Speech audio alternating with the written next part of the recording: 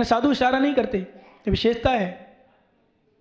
इशारा करना मैंने इशारा करना, मांग कर खाना, मांग कर खाना मतलब भिखारी मांगता है, भिक्षु नहीं मांगता, साधु नहीं मांगता, विशेषता है। क्या साधु मांग कर नहीं खाता, इशारा करके नहीं मांगता, हूँ नहीं करता, हाँ हाँ नहीं करता।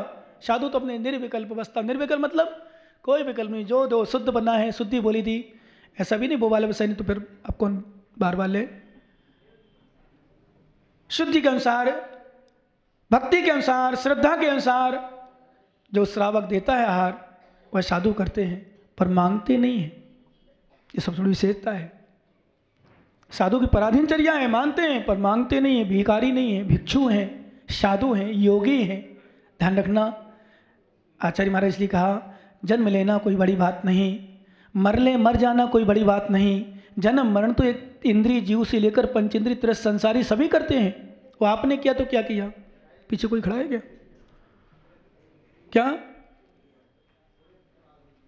ध्यान देना, जन्म मरण करना कोई बड़ी बात नहीं है, कोई भी कर सकता है।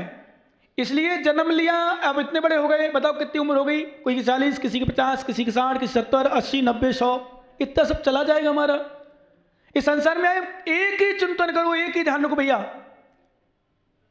क्या चिंतन करना है? एक ही चिंतन करने बैठो आज से, क्योंकि अब जो तुमने सुन लिया, गाय खा लिया, भोजन कर लिया, कहते हैं कि जुगाली ना करे तो पवन छाड़ा जी मालूम क्या होता है? पता है क्या होता है? दूध नहीं मिलता। ऐसे जो तुमने सुना है 3 महीना 3.5, जिन्होंने सुना है खूब सुना, लगन के साथ सुना। और कल तो इतना सुना कि पूरी समाज क्या, पूरी सीकर क्या, आसपास के लोग भी प्रसन्न हो गए कि वास्तव में तुमने 3.5 महीना कितना सुना। और मुझे भी सच बताऊं, आज मन की बात बता दूं, मुझे भी इतनी उम्मीद नहीं थी। उम्मीद तो थी पर इतनी उम्मीद नहीं थी कि मेरा समापन इतने अच्छे से होगा। सच बता रहा हूं, मुनि महाराजों गुरु हूं, पर इतना ताकत लगाई तुमने, पूरी समाज ने इतनी ताकत लगाई, इतनी श्रद्धा दिखाई, इतनी भावना। मुझे उम्मीद नहीं थी कि दुकानें बंद रहेंगी, लोग इतने आ जाएंगे। और सबसे बड़ी बात मालूम, जब जुलूस समापन हो रहा था तो मैंने कि अभी जाएंगे लोग, फिर 1 बजे कैसे आएंगे। सबसे बड़ा विकल्प मुझे था, पर धन्य है। आज आशीर्वाद देता हूँ माताओं को भी, जिन्होंने कोई विकल्प नहीं किया, बोले भक्ति करो, आस्था रखो, भगवान की आराधना करो, कुछ नहीं करना। सच में इसको कहते हैं भक्ति। क्योंकि ध्यान दो, कोई कहे मेरे मन में है महाराज पर ऊपर से नहीं कर पाता हूं, ये तो गलत है। अंदर होगा तो बाहर टपकता है। जिस मटके में पानी भरा होता है शशि भाई, जिस मटके में पानी भरा होता है, विश्वास मानो, बुंदेलखंड में कहते हैं वो मटका पसीजता है। क्या बोलते हैं? उसमें से पानी पसीजता है, बाहर आता है। बाहर हे ज्ञानी वेलोसिटी जी, हे मुमुक्षु, जहां जिसके अंदर जिस मटके में पानी भरा होता है, वो पानी का मटका भरा हुआ, उसमें से ऊपर से पसीजता है। सीकर वालों के अंदर श्रद्धा भरी थी विश्रांत सागर के प्रति, तभी तो पूरी कल पसीज गई, तभी तो पसीजी है। तपस्या कब है? पानी था। ध्यान रखना, जिसमें पानी होता है वो कहे मेरे मन में तो है महाराज, पर मेरे पास अनुकूलता नहीं रह पाती है महाराज, मैं आ नहीं पाता हूं महाराज, ऐसा नहीं कर पाता। ये तो सब संसार की क्रियाएं हैं। जैसे तुम लोग कर रहे ना, रोकने की इच्छा ना हो, भाभी जी फिर आना, वो कहती कि मन में कहती कि अब नहीं आना हो, वो कहती हाँ आएंगे, बोले तुम्हारे यहाँ दोबारा तो नहीं आएंगे। दोनों की, एक की नहीं है, दोनों की चर्चा चलती तुम्हारी। मतलब तुम कहते हो आने के लिए, जैसे भोजन कराना हो ना, कराना ना हो किसी को, तुम ऊपर से कहते हो भाभी जी भोजन करके जाना, मन में कहा कहीं हाँ ना कह दे, और वो कहती है कि अब अच्छे से तो नहीं करी, कर तो लेती पर अच्छे से नहीं करी। नहीं भाभी नहीं करना, मुझे नहीं करना।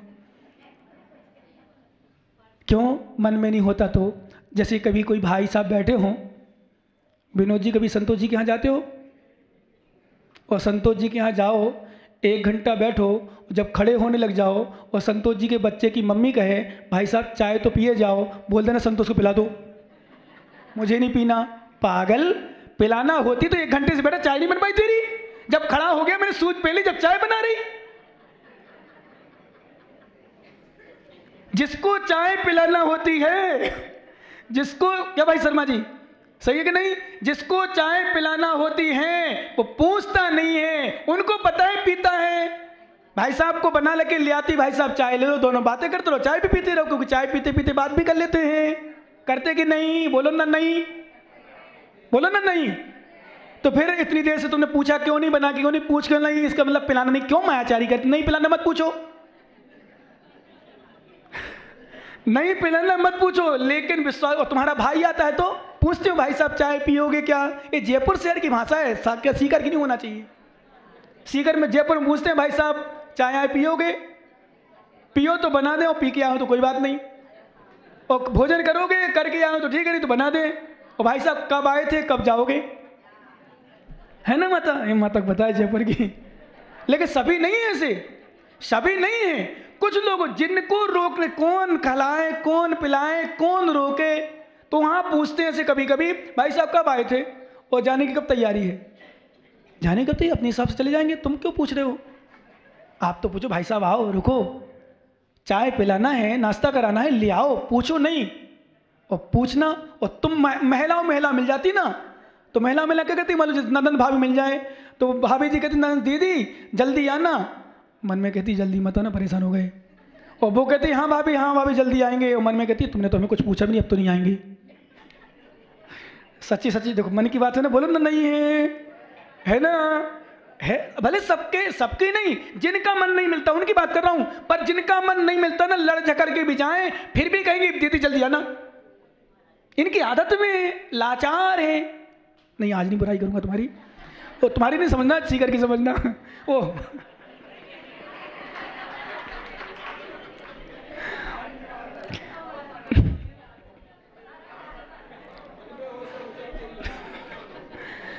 देखो सही बताएं, आज तक तो नहीं डरे, आज क्यों डरेंगे? आप तो बिहार हैं। सही बात तो ये है, पर हम तो जहाँ रहते हैं वहीं बोलते हैं। और सच बताऊं, जितनी भी बुराई मैंने की तुम्हारे सामने की, जितनी प्रशंसा करूंगा तुम्हारी पीठ पीछे करूंगा।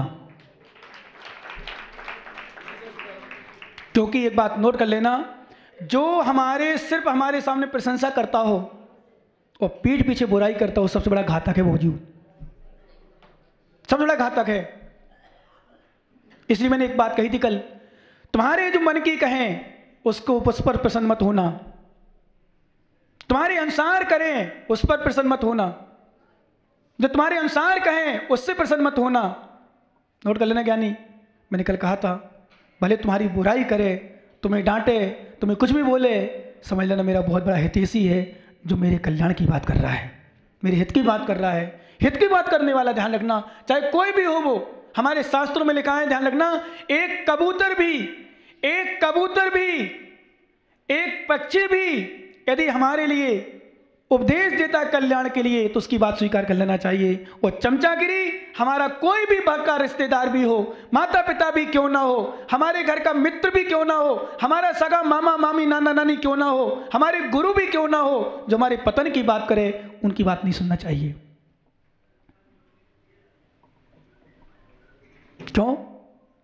कल्याण की बात करो, कल्याण की।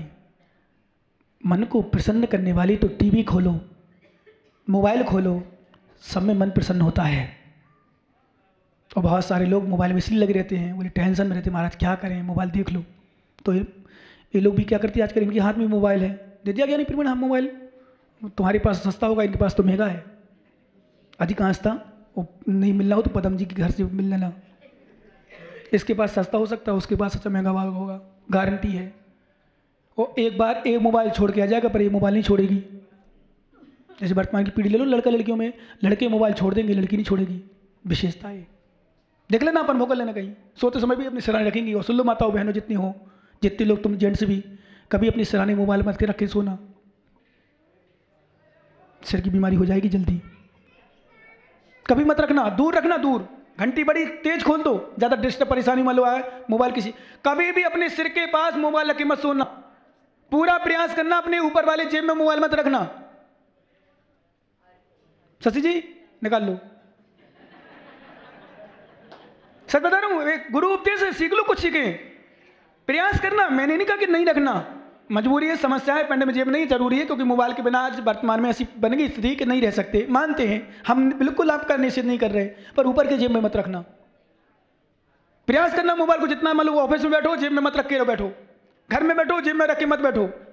इसकी परगना इतनी खतरनाक। किसी ने पूछा तो बोले महाराज जब मुनि महाराज माइक से बोल सकते तो मोबाइल में बोलने में क्या, स्पीकर ऑन कर तो बोल बात कर ले। मैंने कि नहीं, सबसे ज्यादा हिंसा होती है मोबाइल से बात करने में। उसकी परगनाएं जो तरंगे हैं ना पटी साहब, कोई महाराज साधु संत साध्वी तर्क देते हैं, बोले स्पीकर ऑन कर लो, बात करने में क्या परेशानी है। जब माइक से बात कर सकते हैं महाराज, माइक से प्रवचन कर सकते हैं, ये भी लाइट चलता है, ये भी हिंसा का साधन है। फिर हमने कि नहीं, ये हिंसा का साधन नहीं, एक कल्याण का साधन है। हजारों लोगों को प्रवचन सुना करके लोग कल्याण करते हैं, इस कल्याण का साधन है, मोबाइल कल्याण का साधन नहीं है। साधु को कोई आवश्यकता नहीं, हमारे ब्रह्मचारी के पास भी नहीं है मोबाइल, पता कर लो, पैसा नहीं है 1 रुपया भी। क्यों नहीं है, बोले क्योंकि आना है गाड़ी है, जाना है गाड़ी है, खाना है श्रावक है, कपड़े पहनना श्रावक है। अब काय के लिए पैसा चाहिए, दवाई है, डॉक्टर साहब हैं, बहुत सारे डॉक्टर मिल जाते जैन, और नहीं मिलते समाज के लोग करा देते हैं। अब पैसा काय के लिए, मोबाइल श्रावक का है, जरूरत पड़े तो बात कर लो, कोई काम है, नहीं तो आवश्यकता नहीं। हिंसा का साधन सबसे ज्यादा बीमारी का कारण। हार्ट अटैक आने के आगे चलकर देख लेना बच्चे बच्चियों के आने वाली पीढ़ी में, मोबाइल से आंख खराब होगी, सिर खराब होगा, क्षयोपशम कम होगा, विश्वास मानो क्षयोपशम कम होगा, उनकी बुद्धि कम होगी, क्योंकि जब उपयोग वहां लगेगा तो यहां उपयोग कम लगेगा। आज बर्बाद होंगे, सबसे ज्यादा गलत काम जो होंगे सब मोबाइल के माध्यम से होंगे। जितने को मोबाइल बात करो, देखो, लाइव टेलीकास्ट में लाइव बात करो, सब कुछ कर लो उसमें। और जितने भी गलत से गलत सीन, गलत से गलत वीडियो, गलत से गलत चित्र जितने पड़े हैं सब मोबाइल में देख लो आप। जितने गलत से गलत संबंध, सब गलत से गलत संबंध पड़े उस मोबाइल में, हर क्रिया, हर चर्चा, हर संबंध है उसमें। अब बताओ परिणाम खराब नहीं हो तो क्या होंगे। अच्छे अच्छे लोगों के परिणाम खराब हो जाते हैं, बूढ़े बूढ़े लोग भी देखना। मैंने तो इतना तक कहता हूं, एक त्रियंच को गलत क्रिया करते हुए एक 80 साल का बूढ़ा भी देख ले, उसके विकार उत्पन्न हो जाएंगे।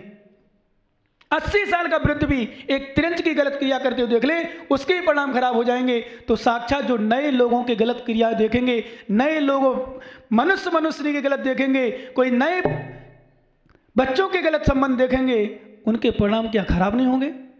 विचार करना एक बार, कितना गलत मैसेज जाता है, कितने गलत परिणाम होते हैं। अभी हम तुम्हें 2 शब्द राग की बात कर दें, अच्छे परिणाम खराब हो जाते हैं। राग की बात करते हैं, हमें भी वैसे इस विषय वाले, आपके परिणाम खराब हो जाएंगे। या तो हमारे प्रति गलत सोचोगे, अपने परिणाम खराब करोगे, 2 में से कहीं होगे। क्यों?